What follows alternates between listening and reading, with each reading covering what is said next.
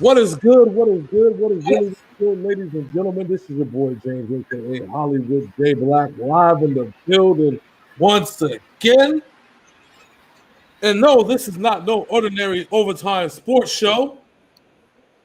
This is the Week 1 NFL rundown. It's been a minute. We haven't had an NFL rundown in 9 months. This is the first time. We're glad that football is back. But as you know, when we do these NFL rundowns, I'm not alone in this venture. I got my man, my main man, Big MF and Sinners in the building. I know we got people waiting. They're waiting for us to go live. Had some technical difficulties getting the original way that we were trying to set this thing up. But it's all right. We are here. We are live. We are good to go. How you doing today, sir? Doing all right, man. All right. So let's get right to it. We have a full slate of games. Well, first things first, before we talk about the full slate of games that we have on deck. Thursday night, we had a game.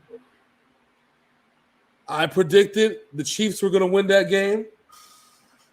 Big Sin said he initially said the Chiefs, but then said the Texans were going to win. However, that was not the case. The Kansas City Chiefs in Arrowhead, home opener, came in, defeated the Houston. Well, they came in home, defeated the Houston Texans. Their rookie running back had a career game.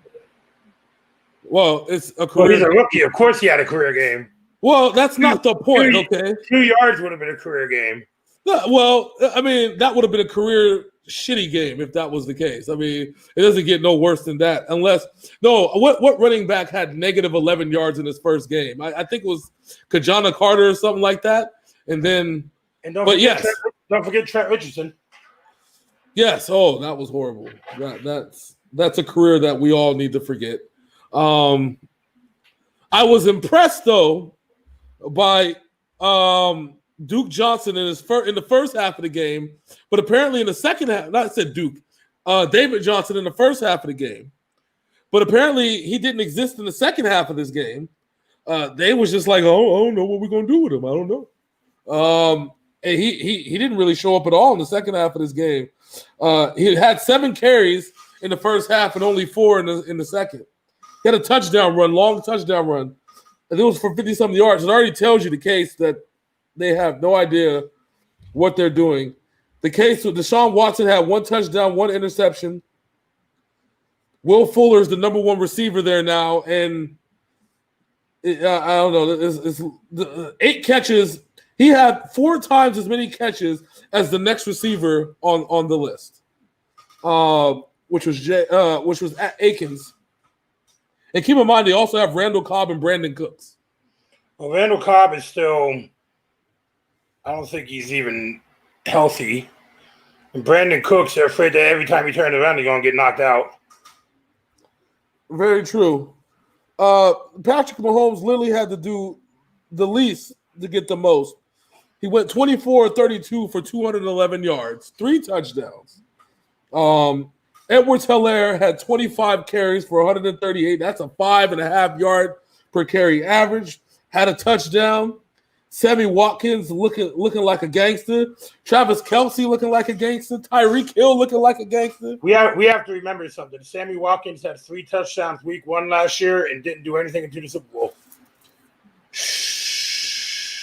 You're gonna hurt his feelings if he's. And not only that, I'm also irritated at the fact that places like Bleacher Report and shit like that, are showing pictures of Patrick Mahomes with like a laser cannon. Motherfucker only had 260 yards passing. It was not a career day for the man. No, it was less than that. It was only 211. But you know why he had 211 yards passing? Because the running game was on fucking point. I'm surprised that it took him 24 completions to get 211 yards. It seems like it was a reminder of the 49ers game that like last year in the Super Bowl where my eyes automatically rolled up in the back of my head when I heard that. Well, I know, but these are similar stats because, well, at least similar stats for before 500 before the 5-minute mark. Hold on. Here we go. This man right here. Yeah, my boy John watching too. He's a 49ers fan. He's probably cussing me out right now. Again, no team was able to handle KC Mo in the last part of the season, including your team, sir. My team couldn't handle shit. You got to remember, my team couldn't even handle the Titans. My team couldn't even handle the Dolphins. Yes, exactly. See, that's just, So trying to throw shade at me is not the right thing. A fucking lead like you guys had in the Super Bowl, all because of this. No, we blew it. Yeah, let's put Richard Sherman on his speed receiver. Yeah, that's going to work. It was blown because they strayed away from everything that caused them to win that game. They strayed away from the running game. They strayed away from the short passing game. They strayed away from the multi-coverage defenses and man-to-man everybody for some reason, knowing that they were able to stop the Chiefs' offense. They literally went away from the entire game plan that they had. John said, okay, let's move on. Okay. No. I'm not moving on because I told you and him that if Richard Sherman was one-on-one with a speed receiver, he was going to get his ass burnt. What happened? Well, the whole game, magic trick. Do you know what kind of work that the 49ers had to put in the defense for what is it, 54 minutes, 54 and a half minutes? 54 and a half minutes. Yeah, they blew their load for 54 and a half minutes. That's what they did. No, they had a game plan, well-documented game plan, and they shifted away from it. It's as simple as that. It had nothing to do with anything else. But that game plan, by alleviating from the game plan and going man-to-man, playing with tired people, is stupid. That was the stupid thing. That was it. But let's do what the homie says. Let's move on. The Kansas City Chiefs won on Thursday. Hollywood forgot to put up the highlights, but hopefully on Monday he won't forget this week. So anyway, let's get started on the Philadelphia Eagles at the Washington football team. The Washington football team. Woof it. What's his name? It's not Hopkins. Hoskins. Dwayne Hoskins. Hey, you got another comment on there. Oh, here comes Ashley. Let's be real. Nah, it's well documented that the whole game plan changed. You can't change a game plan in the middle of a game. They'd be like, okay, we're no longer going to play zone. We can do man coverage. Coach, we can't even breathe. Nah, it's cool. It's cool. Man coverage is all right. It's going to be okay. It's a Kyle Shanahan thing. He did it to the Falcons against the Patriots. It's a Kyle Shanahan thing. Don't worry about it. Coach, the whole team's on oxygen tanks. It's okay. Man-to-man's fine. Oh, okay. I've got Philadelphia at Washington. Carson Wentz can't play a healthy season. Well, when he did play a healthy season, one little bump to the head, he was out for the playoffs last year. So two things are going in Philadelphia's favor. Dwayne Hoskins is starting, one, and the football team is called the football team, and not they've lost their identity. So yeah, and they also got rid of Adrian Peterson. Yes, and there's no Darius Geis. And I don't even know who's running the football in Washington anymore. Apparently it's just a bunch of young guys playing football. It's going to be Alex Smith. Apparently, this is probably going to be the only thing because Dwayne Hoskins is probably going to get killed out there. I couldn't even tell you who's on their O-line, who's on their if this game isn't of itself a blowout, I don't know what the hell is going to happen, to be dead honest with you. Like, I don't predict – can you feasibly see a situation where this game is not a blowout? I can feasibly see it because it's a division game and it's a Ron Rivera defense, so I can physically see it. But I think it's going to be at least 2 touchdowns going the Eagles' way. Well, at least Nelson Aguilar isn't there to drop footballs anymore. That's kind of where, No, we'll talk about him in a little bit. So, if you're asking me right now what this game is going to be at, Philadelphia I think they'll definitely cover the spread. I think the spread is what, 7.5, 8.5? Yeah, 7.5. Yeah, 7.5. That's easy. That's it. It's because usually the home team always gets 3 points. So if it was at Philadelphia, it'd be 10.5 or more. Yeah, I think they come in. Philadelphia cannot lose this game at all. Point blank. Period. If they do, their season is done. Yeah, already off top, because then you know there's problems. There's problems when the no-name football team with their no-name offense and their no-name defense comes in and beats you. Yeah, you got problems. So, I already had you marked for Philadelphia. So the next game we have on the docket is one I'll be watching tomorrow. The Miami Dolphins and the Brian Flores Dolphins starting Ryan Fitzpatrick over concerns that Tua Tagovailoa did not get enough reps in practice, taking on Cam Newton and the New England Patriots. All right, so we got Ryan Fitzpatrick, who has experience against his Bill Belichick-style defense. And don't forget, they won at Miami, not New England last year. So yes, but New England's coming in with new faces, a more dynamic quarterback, a revamped running game. They're looking real nice. As much as I want to say Miami has a shot in this game, I said that New England's at home in this one, right? Yep, it's a home game for New England. So I don't think that they stand a chance. Miami, they don't stand a chance. Not this time. Our defense is missing. We lost a lot of people in this offseason, including Kyle Van Noy, Jamie Collins. COVID took Patrick Chung, Dante Hightower, among others. But we do have the McCourty twins. We have a safety who I know if John is on, he could name him because he made every tackle whenever we played Madden 21. He's a rookie.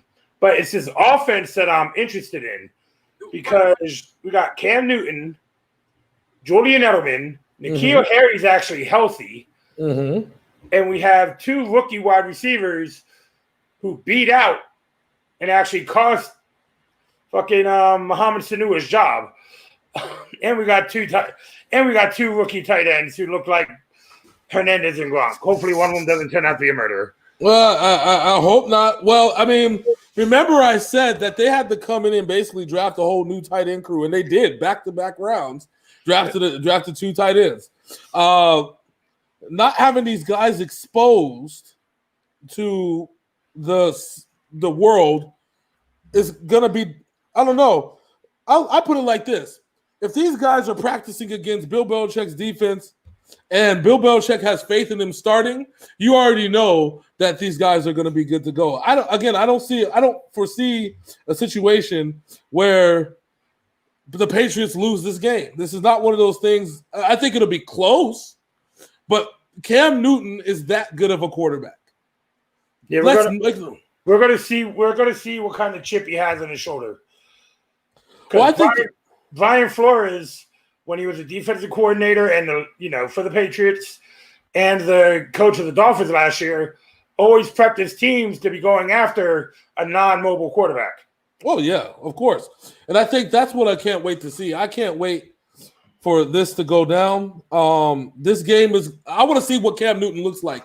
The Cam Newton last year at the beginning of the season, that was a show of a man between all the injuries and the drama and everything else. That's not the Cam Newton I believe in. The Cam Newton that I believe in is the one that we're seeing, the one that we're going to see tomorrow.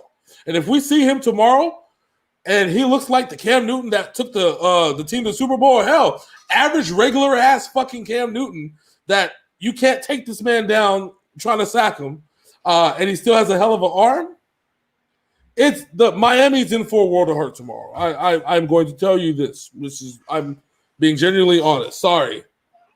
And I'm just going to say, after this week, Cam Newton's Madden rating is going to go up. Yes. Yes. Because right now it sits at 78.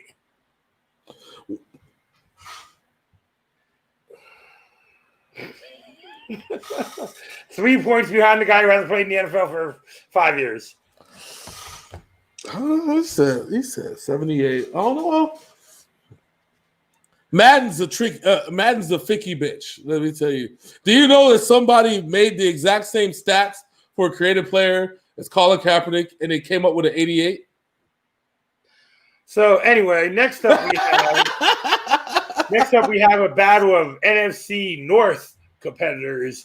We have Minnesota Vikings with a happy Dalvin Cook, who just signed a $78 million extension, taking on Aaron Rodgers and the Green Bay Packers in Minnesota. In the dome. So that they're gonna pump all that crowd noise in.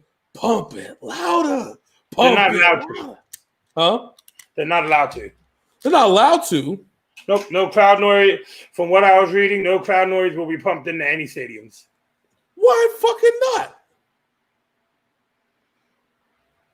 Then we're gonna hear all the plays. Because then we're gonna hear the LA Chargers actually have a fan base.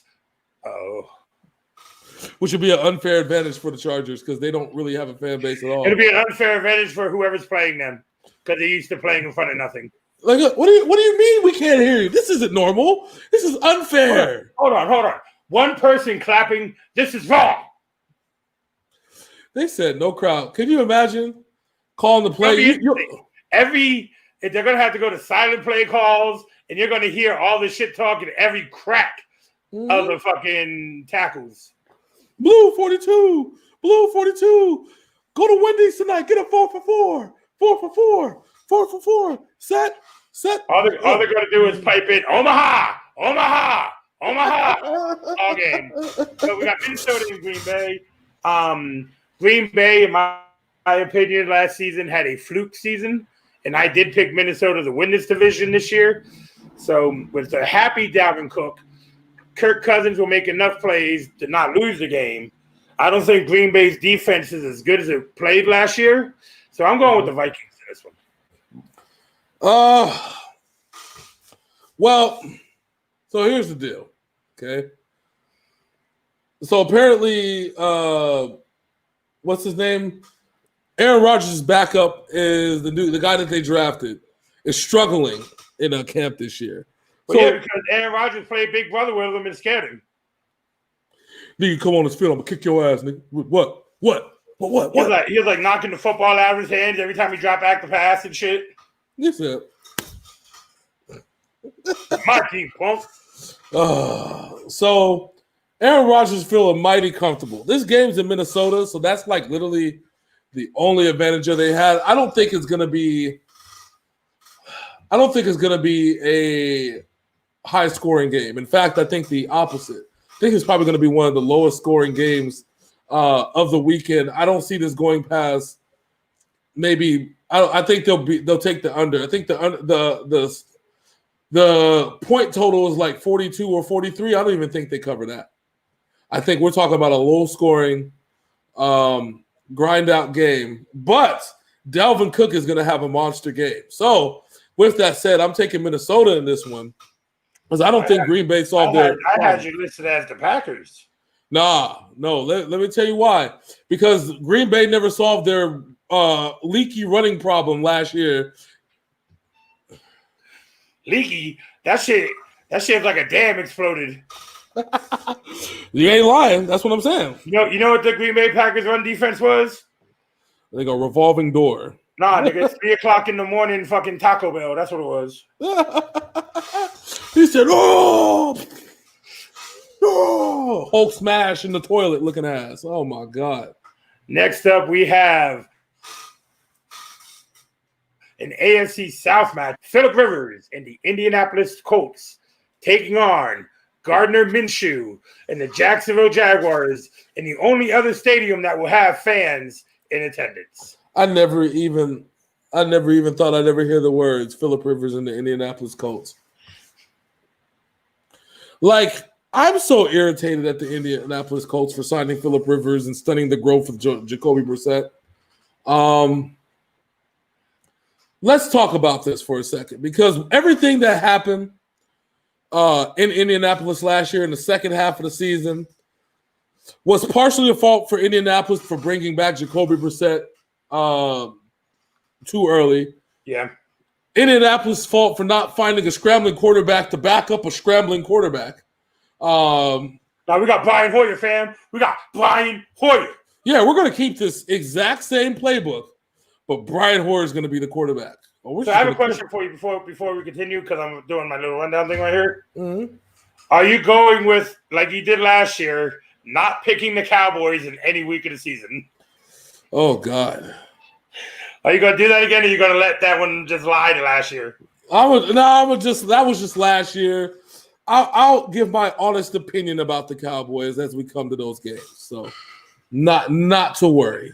I had to ask. I know. And those are fun, though. Those are fun. The Indianapolis, man, is such an enigma. Their defense is legit, though. Their defense was legit. They have a legit defense. Yeah. However, is Phillip Rivers going to be everything that they need? They have to design basically a whole new offense again this year. Just to do Phillip Rivers again. How many offenses are you going to run? And what if something happens to Phillip Rivers? Then Jacoby Brissett comes in and saves the day. Then you have to do a whole new playbook, though. The old last year Brissett playbook. And hopefully he's still not scared about injuring his leg again. Well, I mean, they didn't do him any favors last year by saying, yo, we're not going to make the playoffs if you don't play. I mean, tell me I'm wrong. Jacoby should have looked at the thing and said, Derrick Henry's averaging 200 yards rushing. Yeah, I'm going to sit. Yeah, he should have said we good. He should have said we good. And that was it.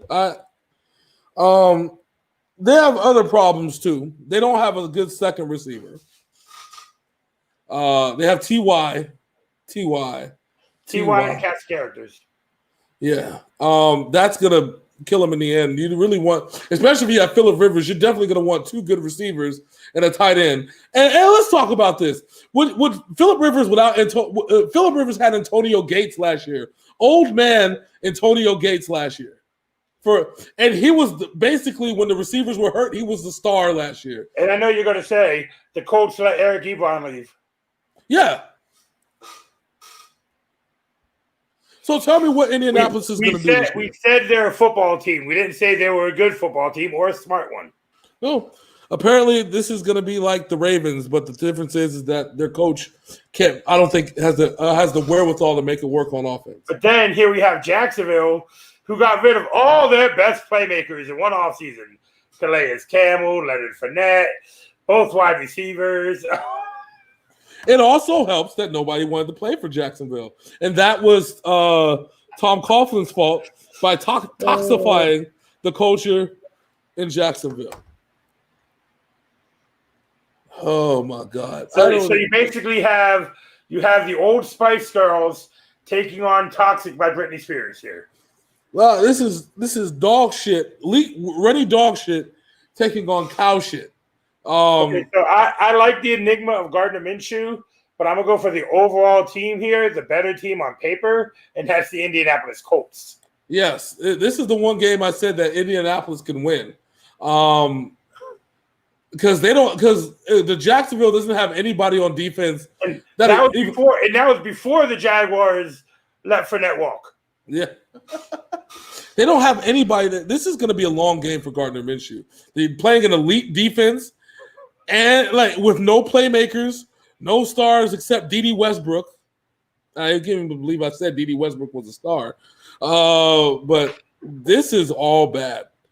In a stack of things that are all bad, this is all bad. All right, so we agree on Indy. Next up, we have another NFC North battle. We have, for some reason, Mitchell Trubisky in the John said the Colts win 6-3. Who said that? John said Colts win 6-3. Oh, Jesus Christ. Probably not wrong. Yeah. So next up, we have, for some reason, the starting quarterback of Mitchell Trubisky at Matthew Stafford, who's finally healthy again, and the Detroit Football Lions, who just signed Adrian Peterson and also picked up a lot of Patriots in the offseason. Adrian Peterson and the Detroit Patriots. Yeah, because it's Danny Amendola too. So Matt Stafford finally has his safety net receiver that he hasn't had in his career. This is the and Nick one. Foles. How do you feel if you're Nick Foles? You lose your job to a mustache. You come back. You start starting again. Then you lose it back to a mustache. They send you to Chicago, and then you can't even get the starting job over Mitchell Trubisky, and you were a Super Bowl MVP 4 years ago. Why didn't they trade his ass back to the Eagles? I mean, because nobody wants the Eagles to win anymore, and the only place Nick Foles can win is Philadelphia.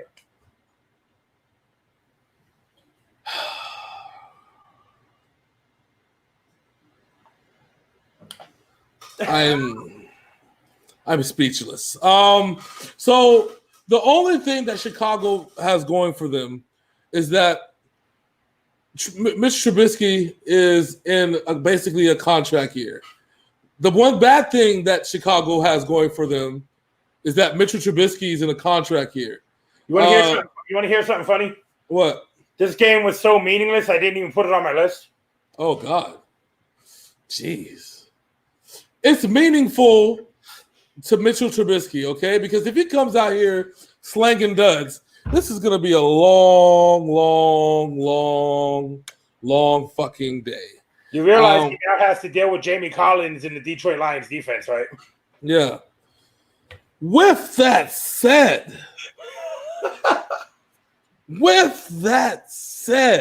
the Bears are still the most legit defense in that conference with Khalil Mack. No, Khalil Mack is the golden goose. Where was Khalil Mack last year? Oh, yeah, getting double teamed because nobody else can rush the quarterback. All right, but hey, do you trust Detroit's offensive line? Actually, right now, with what Detroit has done, I'm giving Detroit this dub. Because I think Matt Stafford finally has a running game. And I'm not talking about Adrian Peterson. He actually has a couple of good running backs before AP. Got a safety net wide receiver who knows how to get open to get the ball to him quick in Amendola. He has two deep threats. I got the Detroit Lions beating the Bears. And you know what? Mitchell Trubisky is going to put up numbers, but Deron Harmon, the former New England Patriot, will have at least one interception. This man said the Lions of Detroit. Listen, this is going to be a defensive battle. Both of these quarterbacks are going to look mighty minuscule. However, I got the Chicago Football Bears to win this game in Detroit. In Detroit, in a low-scoring effort of 13-10. That's right, low-scoring effort, and the only touchdowns are going to be scored by the defense on both sides, not the offense. All right. Next up, we have a team who's offensively rated by ESPN the 25th best offense in the league. Oh, Jesus. No, here's the sad part. It's a team led by Derek Carr, one of the sophomore running backs, one of the top wide receiver prospects. We have the Las Vegas Raiders at the Carolina Panthers. Yes, ESPN has disrespected the Las Vegas Raiders and said they are the 25th best offense in the NFL. You know who I feel sorry for in this game? Derek Carr? Nope, Carolina. They are trash. They haven't gotten any better. They've only gotten worse. But they got Teddy Bridgewater. That's a good thing. That evens it out. That they've gotten worse. Don't forget, they still have a Christian McCaffrey. I don't even think that's going to be enough in this game. They had Christian McCaffrey in the 11 losses that they had last year. That didn't change it. Had Kyle Allen starting. Well, again, Kyle Allen went 5-0 until he got exposed by the 49ers. The whole neighborhood knows you, and they'll expose you. So, Ted, I cannot name one wide receiver on the Panthers. We talked about this when we talked about the Panthers. And I still don't think the Raiders have a pass rush. That is what's going to hurt them. Where was John Gruden saying a couple years ago? We don't have a pass rush. Yes, because you traded him to Chicago. You traded your whole pass rush to Chicago. But listen, these guys are young. They're hungry. They're young. They're hungry. They're mainly young. But they're hungry. Here's the thing, and this is the gist of it. Okay. This is Derek Carr's 7-0 with the Las Vegas Raiders. Yeah. If they don't do better than 7-9, I think Derek Carr is gone next season. Well, you already told you that I think that the Raiders are 9-17 this year. We talked about that. 9-7, maybe 10-6, but they got to get over that hump of beating their division rivals. They know how to beat Kansas City with Patrick Mahomes. They know how to beat Denver. Everybody knows how to beat San Diego. So it's not really, it's not really a challenge. They just got to put it together. I think it's put up or shut up season for Derek Carr, and I think that this is the year that he gets paid. I have a feeling halfway through the season, if they are losing, Derek Carr is going to the bench, and Marcus Mariota will be the starting quarterback due to the fact that John Gruden loves Marcus Mariota, and the only other quarterback he talks up in camp besides Marcus Mariota is your boy, the interception captain, Nathan Peterson. The worst quarterback of all time. The man that has a job over, and I'm not going to mention his name. We're just going to call him ranked 81 in Madden 21. That's right. We're going to call KC7 instead of CK, so KC7. And ladies and gentlemen, I'm going to do a little plug here. Starting tomorrow morning at 7 a.m. Pacific Standard Time, you can see if KC7 can take the Detroit Lions to the Super Bowl. Oh, yeah. Shameless plug. Right, on Sinful Black Gaming. Anyways, I got the Raiders in this one. I got the Raiders too. Even though they're not at home, the Panthers got issues. They can be in Asia for all I fucking care. They're not. The Raiders are not losing this game. Sorry, they're not. I know, America knows. It's just not. They're not losing. All right. Next up, and I think this one's going to be a unanimous agreement. I'm going to go out on a limb and say, Hollywood, you're going to pick the home team in this next game. Sure. What is this next game? The next game is Sam Darnold and the New York Football Jets at the Buffalo Bills. Oh yeah. This is going to be ugly. Buffalo on fantasy chats, they said make sure you bench Le'Veon Bell now. And don't be surprised if he's traded to another team by the time this is all said and done. I'm talking about before the end of the game, Le'Veon Bell has been traded to the Las Vegas Raiders. Oh God, the Raiders have re-signed Antonio. What? And all of a sudden, the Las Vegas Raiders are moving back to Oakland because Vegas doesn't want them no more. The Raiders have traded for Ben Roethlisberger? What?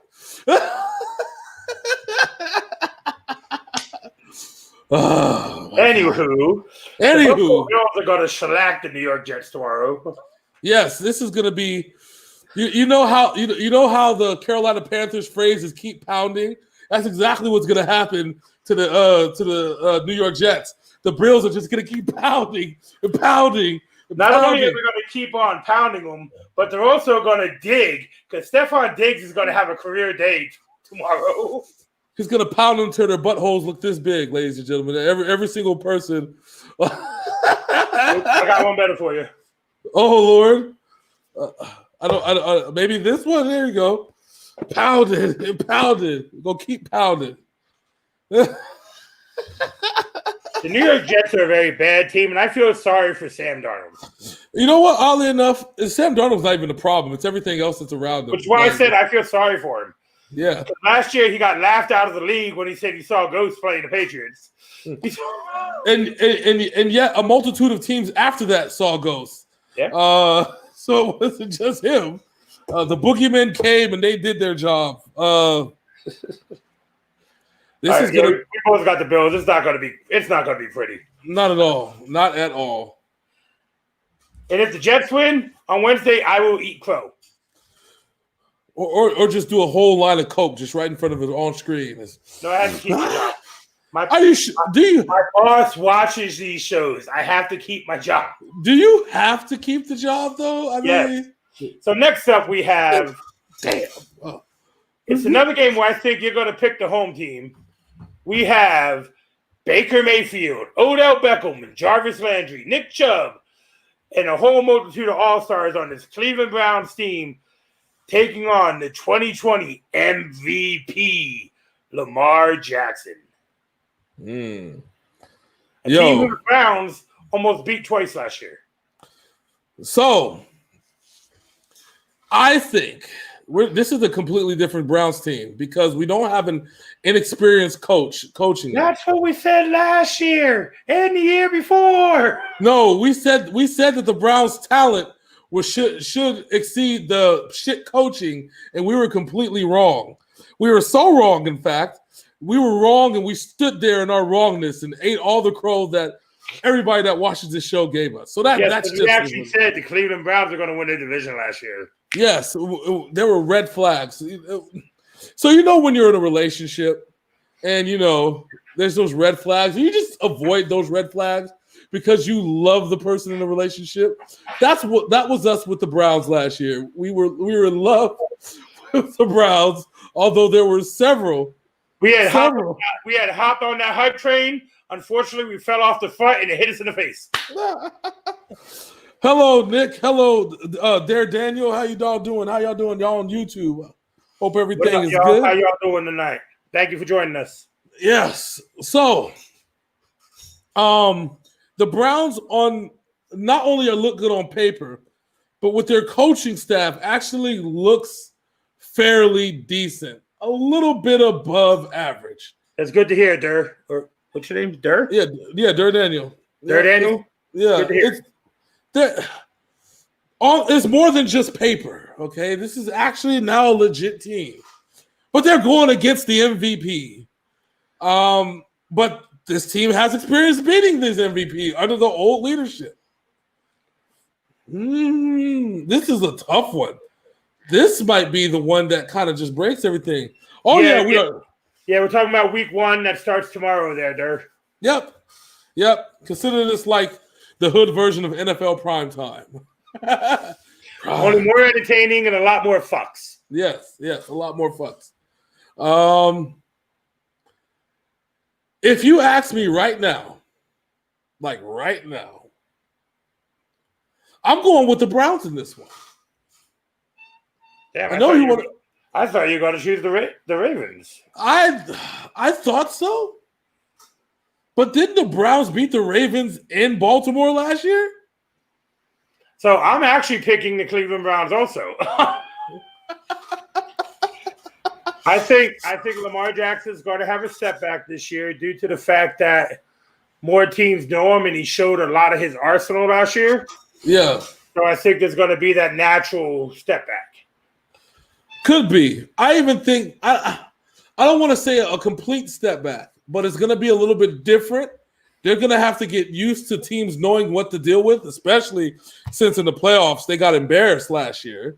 But the same team that beat the New England Patriots, the Tennessee Titans. Yeah, they got embarrassed. Now there's a blueprint, and when anytime a Patriots staffed team has a blueprint, that blueprint is copied over and over again.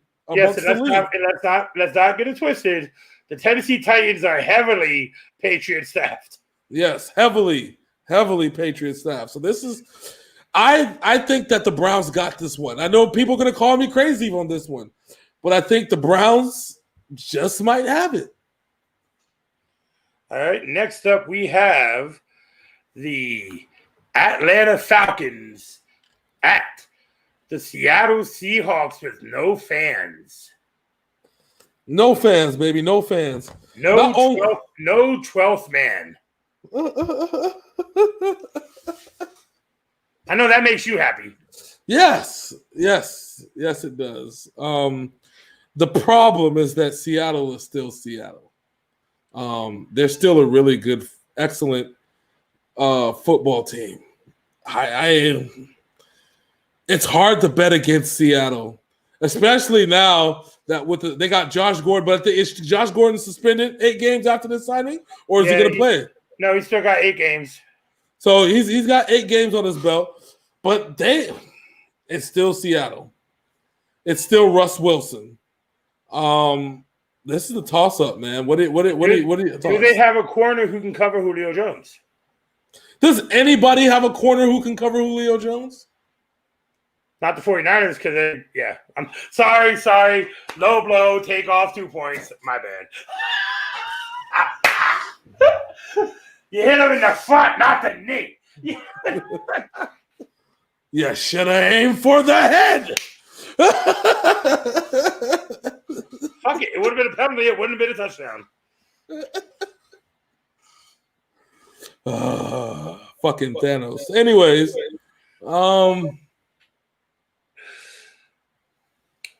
well, he said, John says, first boo Sin. Boo this man. Boo. Boo.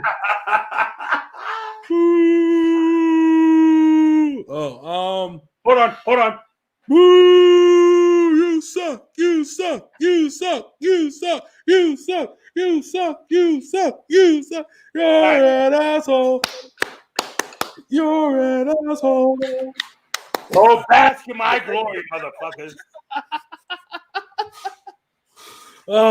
So okay. All fun and bullshit. 12 man has only been a thing for about 8 years anyway, to be honest. What? No, wait a minute. What, has it? Not that long. Marshawn Lynch in the Thunder run? 8 to 10, yeah.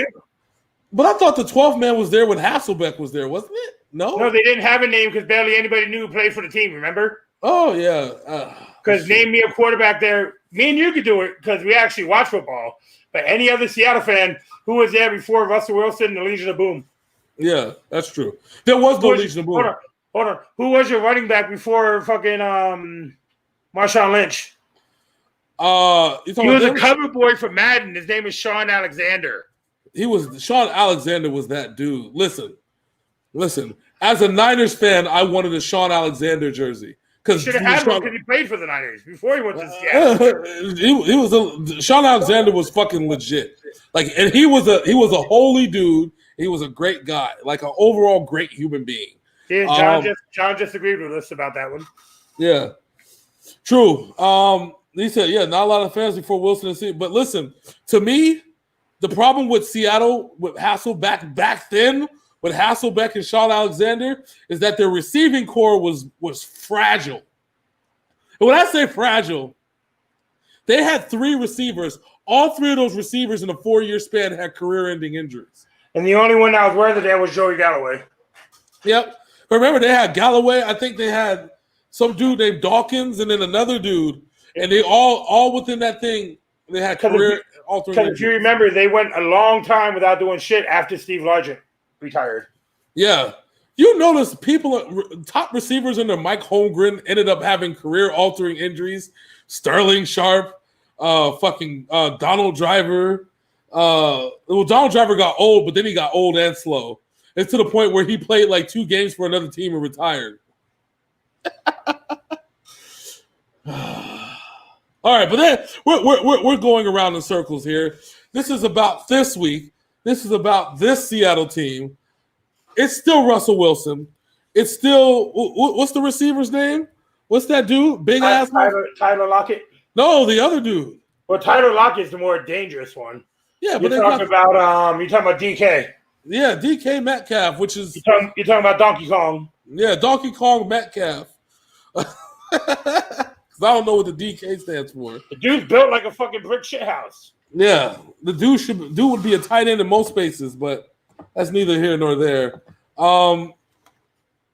Dude is a legitimate monster, and I'm taking Atlanta in this game. You're taking Atlanta over Seattle? Yes, I am.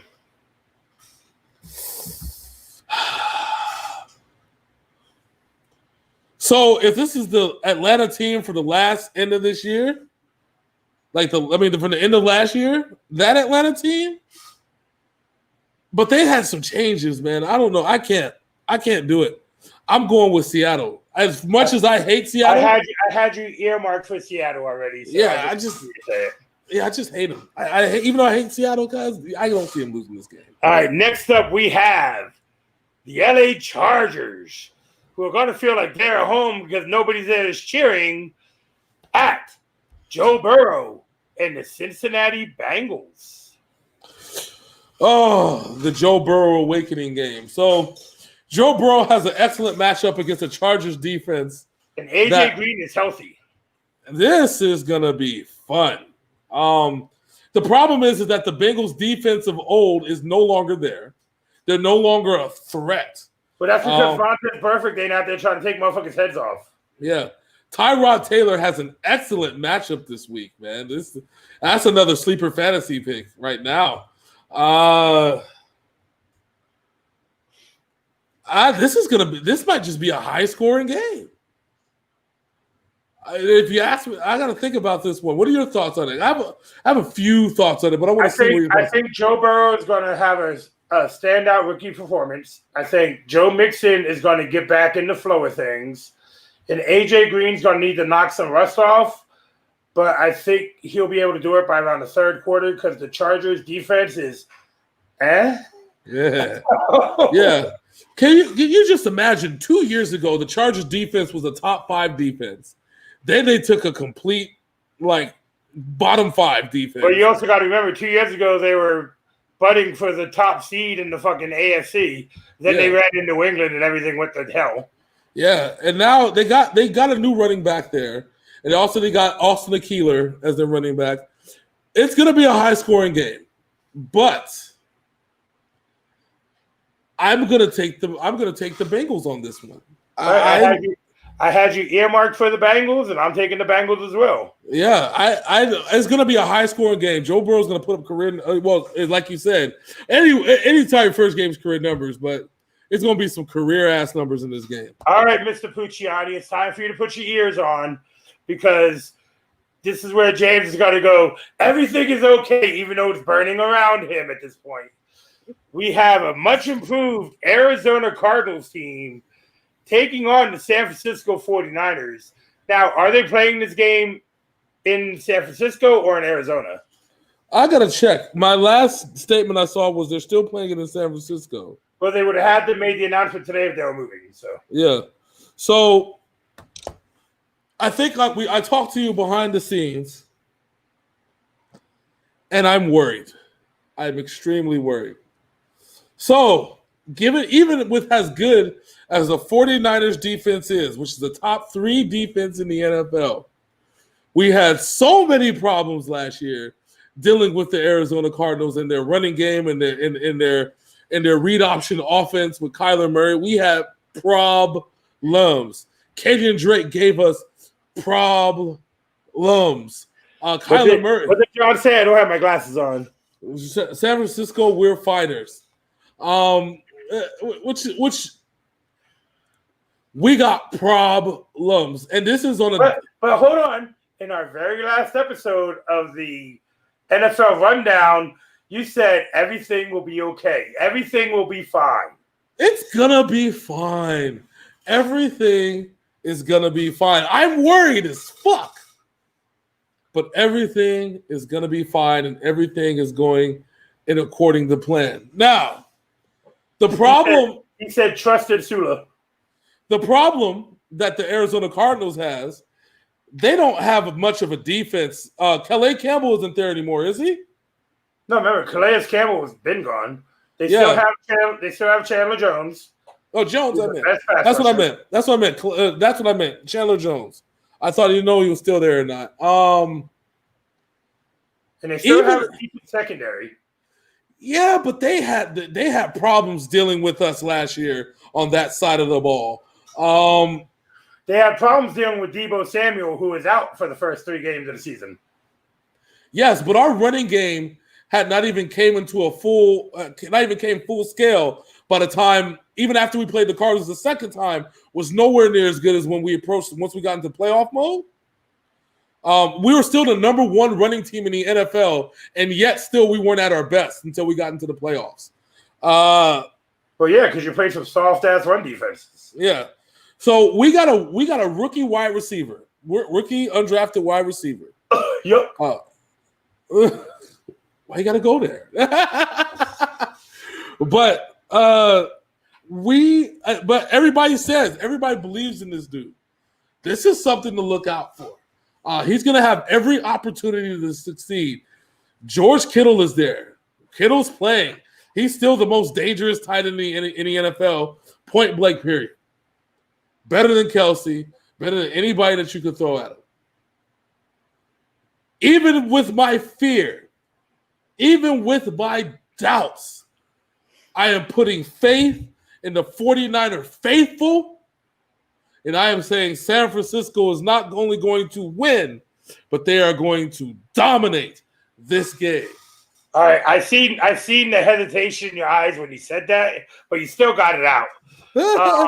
Even though every fantasy person is saying, take Murray, take Hopkins, take Kenyon Drake. That's right.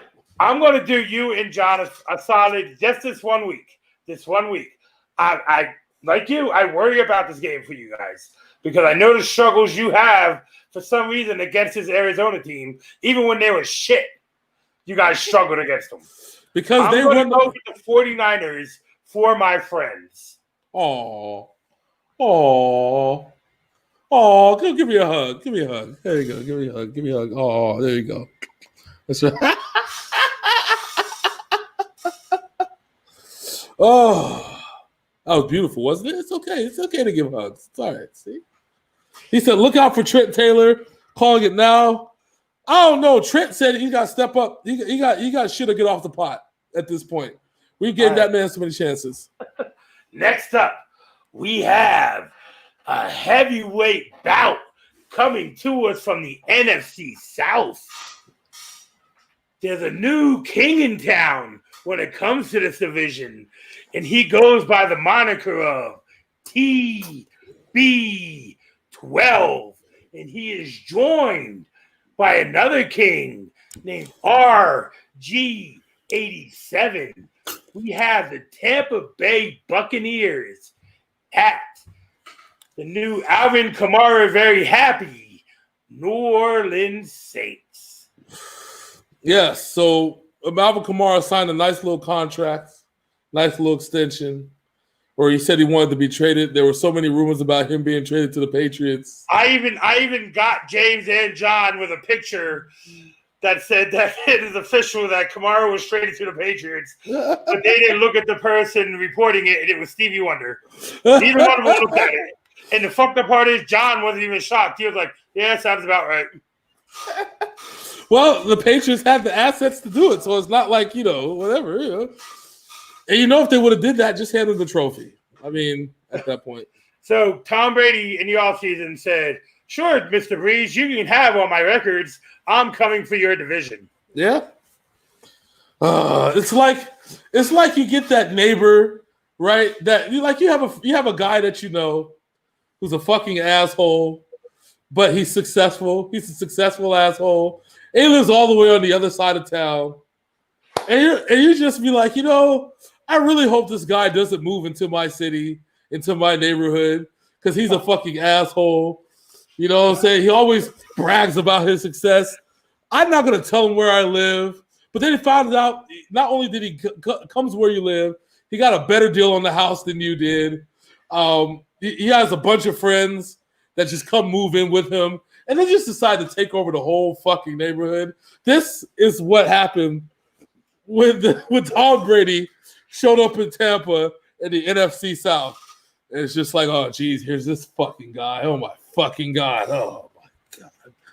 And him and his fucking supermodel wife. His fucking amazing beer drinking teammate. Already partying with the super squad of wide receivers, and they brought who's already fucking who for the first time in 4 years is healthy.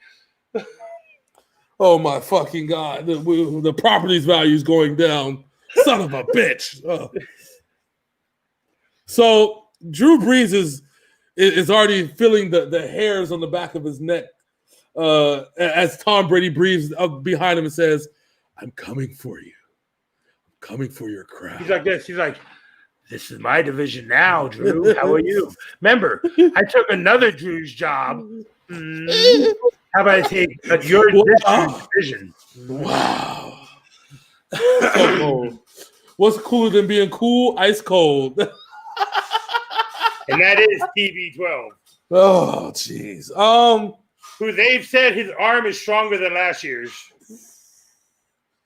Well, my whole thing is if you looked at the documentary, Tom Brady said he knew that he was gone at the beginning of last year, which is like, fuck, man. And they still won the AFC East. It still won the AFC East. That's how bad the shit was. Listen, this is going to be a fun little game. Everybody doubted that Jameis Winston was going to beat the Saints last year? Remember, that was a thing. Yeah. And now Jameis Winston plays for the Saints. Yeah, right? So now, TB12, Thomas Q. Brady III, is going to come in. And I think he's going to Aqib Talib, Drew Brees, and snatch the division off of his neck. I think Tampa Bay wins this game pretty handily, I might add. I got Tampa Bay too because I don't see Tom Brady going out there and losing his season debut for a team. I don't see it happening. And don't forget, Tampa Bay had a top 10 defense last year. Yep, and now they're going to have a top 5 offense. Because Tom Brady's not going to throw 30 interceptions. No, not at all. Not at fucking all. Oh, all right, next up, we talked about it earlier. Last year, James did not pick this team at all except for 1 week when I gave it to him, and that's the week they lost when they played the Jets. We have the Dallas Cowboys at the Rams. The Rams went in corporate fire sale mode this offseason, got rid of assets everywhere because they couldn't afford to pay anybody anymore. Pretty much. The only asset that they have now is Jalen Ramsey. That's it. And Aaron Donald. True. So they have a defense in place. However. And Jared Goff. That's an asset? Really? You just saw me laugh, sir. Oh, yeah, okay.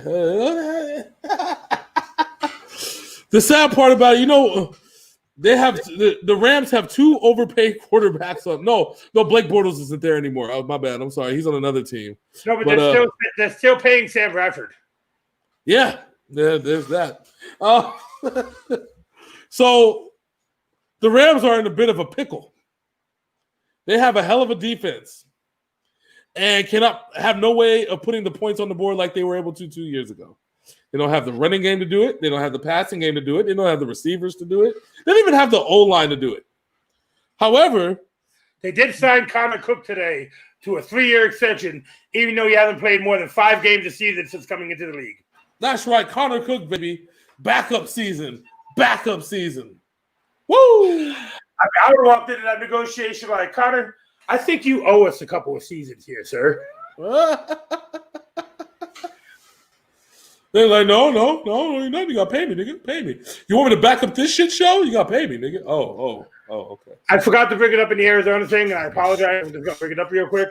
Did you see DeAndre Hopkins negotiated his own extension with Arizona? He didn't even have an agent coming to do it. He did it himself. Yes. That was fucking beautiful. Listen. Shouts out, you don't need to pay somebody 30% of your fucking income to have to be good, all right? You don't. So this game is going to be interesting because Dallas is loaded, but you can't trust them. The Rams have loaded on defense, but they have no offense. Who do you freaking choose? So I got to say this too, and this is going to be a shot across the bow with another sports boost, and that is Skip Bayless. When he was talking about Dak Prescott being depressed and all that shit when his brother committed suicide. Yeah, fucking. Skip Bayless told him to man up, dude, and fucking go out there and play football. Skip Bayless, you've become the biggest piece of shit. I thought you were already a piece of shit. But now you just solidified your statue with me. You are a big piece of shit. Well, you see what you call him. Fucking Fox had to denounce his ass. Shannon Sharp had to talk shit about his ass. Hold on, Shannon Sharp had to go. fucking when Stephen A comments on the shit, and the nigga not even partners no more. He comments on the shit, you know it's bad. So, oddly enough, you're gonna find this interesting. I got the Dallas Cowboys in this game. I do too. I got the Cowboys. I don't think the Rams. I think Sean McVay hired next year. I told you. I don't even think he makes the season. We see what their schedule looks like. I don't even think he makes towards the end of the season. And they're one of the toughest divisions of football. How can you rise so high and fall so flat? All right, so next up we have the 2 Monday night games. We have the Pittsburgh Steelers traveling not very far to the New York Giants. I don't know why this is a Monday night football game and the Buccaneers and Saints is not. Yeah, this one definitely should have been flexed out. This game's gonna suck for the New York Giants. Roethlisberger's coming back with a vengeance. If he lasts a half of football.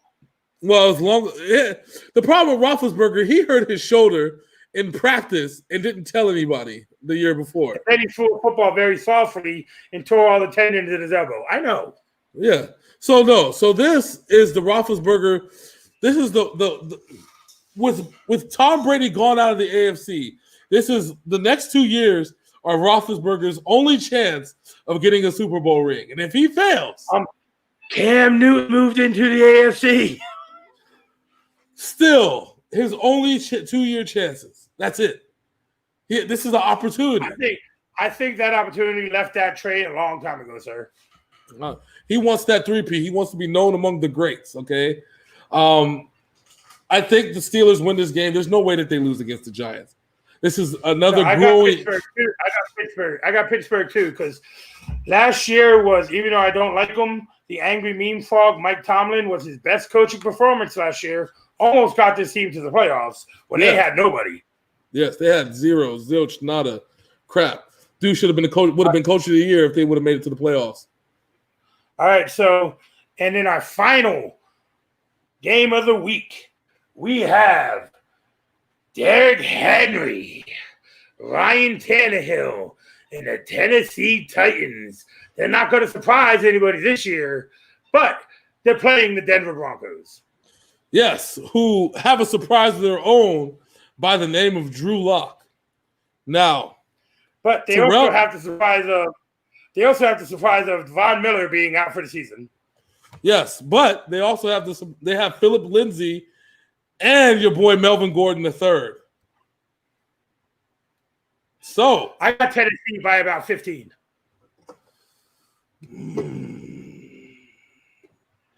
Denver's going to win 3 games this year, and this ain't one of them.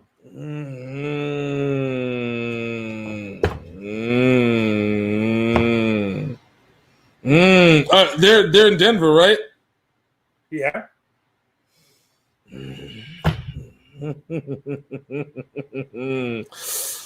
Bold prediction. The Denver Broncos are going to beat the Tennessee Titans. Where'd you go? I miss you so. Seems like it's been forever since you've been gone. Yes, I'm calling it. The Denver Broncos are going to beat the Tennessee Titans at home. Drew Lock is going to put up a career game, which is going to be, well, he put up like 350, 370. That's going to be, now I don't want to say career game, but this is going to be a grind out game. I think Denver wins in a shocker. And when I mean shocker, I mean like the 2 in the pink and 1 of the stink shockers. The only way Denver wins this game would be a shocker, and that shocker would be 2 in the pink, 1 in the stink. It'd be 2 in the stink and 1 in the pink. You all the shocker. He said like this. Boop.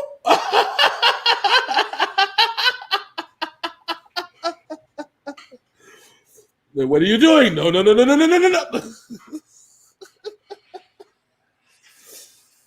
Yes, I'm taking Denver. I'm taking Denver. I think I worked this man too hard today, and I think my threatening the write up for being late all the time got to his brain for him to make this decision tonight. Oh well, hey. I'll take it. He's like, so now you know. Now you know. La la la la la la la. Anyway, we will be back on Wednesday with a whole NFL breakdown, and we'll be picking week 2 because this man is going out of town next week. Yes. So, with that being said, you have anything to say to him there, Hollywood? Yes. If you hate looking at our ugly faces and you're like, you know what? They're ugly. I don't want to watch this whole thing live. Or you can't catch the whole thing live because you're driving. Please feel free to listen to the Sinful Black Ovatyme Sports Show podcast. Yes, we are available in podcast. And this whole episode in its entirety, including our blurbs and miscues, will be available for the world to see via audio. Make sure you check us out. That's anchor.fm / tomorrow morning, right? Yes. Actually, it's 11:24. It'll be up at midnight. That's right. And guarantees. We got midnight, baby. Iron Fist. Or something like that. He's got to do it because he didn't show up on time. He didn't show up on time, so he's got to do it. Anyway. Hey, OBS is a problem. I got to fix that. Now I'm going to fix it tonight. Well, we're going to have a lot of problems. The problem is giving yourself 5 minutes to try and get it to work and not actually, Anyway. No, that's not true. If you're on YouTube, like, comment, subscribe, hit that, ring that bell up in the corner so you know when we're live and we got new content. On Facebook, yes, I know he's texting me to go fuck myself right now. If you're on Facebook, like, follow, and share, let people know that we are here for you. And we just want to say this shit. This is the 2020-2021 NFL season. It's going to be different, but it's going to be fun. And we are Sinful Black Sports. We are Sinful Black TV. We are Sinful Black Gaming. We are Sinful Black Entertainment. And we are out this bitch. Deuces.